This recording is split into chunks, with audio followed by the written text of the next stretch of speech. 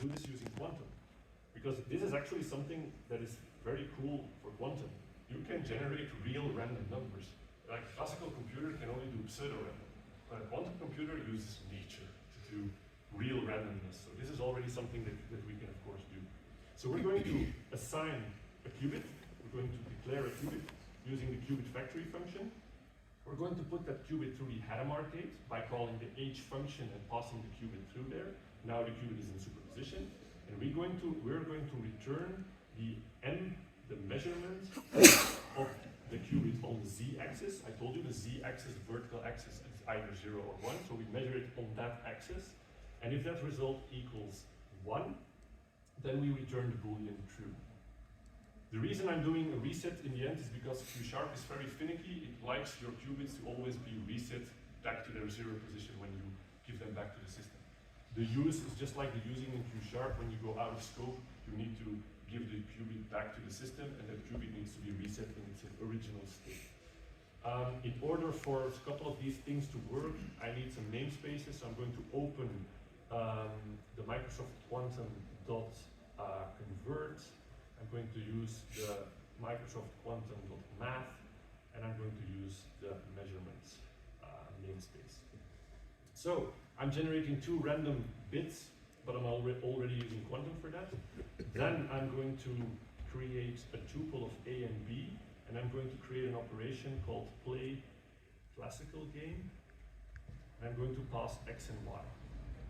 Let's implement this operation play classical game. I told you already, if they want to play this game smart, just return 0, 0 always. So we're going to do the same here. Return false, false. Like this. We don't really look at the input, we just return always false, false. Now I need to calculate that expression. So I'm going to create a variable called bit product, which is the left-hand side of the expression. And I just need to multiply x and y. But x and y are booleans, I need to convert them to integers. Q# is a little bit weird about this, so there's some helper functions like bool array to int. Then I can put x in an array of its own, then do times, and then bool array of int for y. So this should work. It's not to int, it's as int. The same for the right-hand side. So let bit XOR equals, then an exclusive OR is something that you cannot do in Q# directly. So what I can do is the modulus of,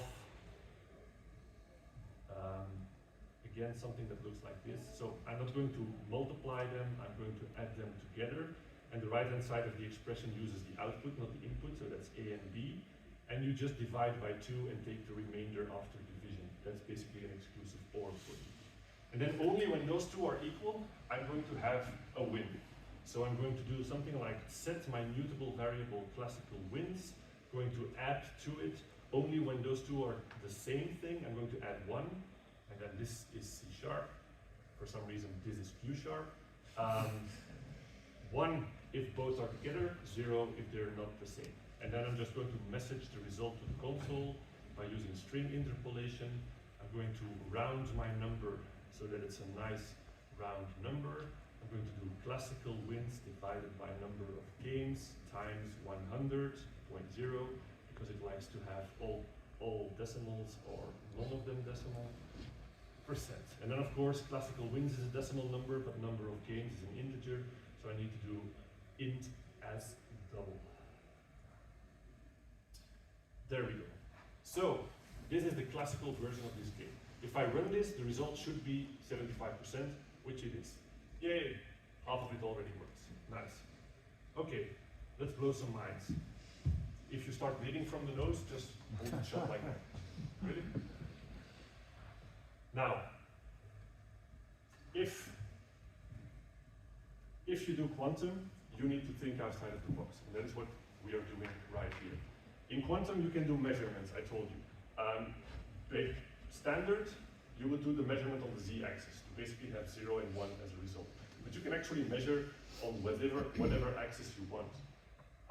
And we call that a basis. You can measure on whatever basis. And for this specific problem, we're going to define 4 bases. This is what we call the computational basis, and that's the z-axis one.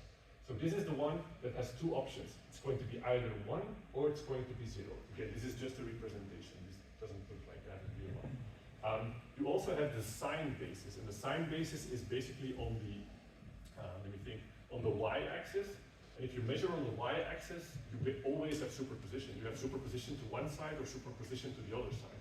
And we note that as minus superposition or positive superposition, because that plane with the x and the y-axis, that's all superposition. And the vector can be one side or the other side. That's why we call it plus and minus superposition. And then we take some freaky bases. This is the base minus pi over 8 radians, and this is the base positive pi over 8 radians. Why specifically those numbers? You will see in just a moment.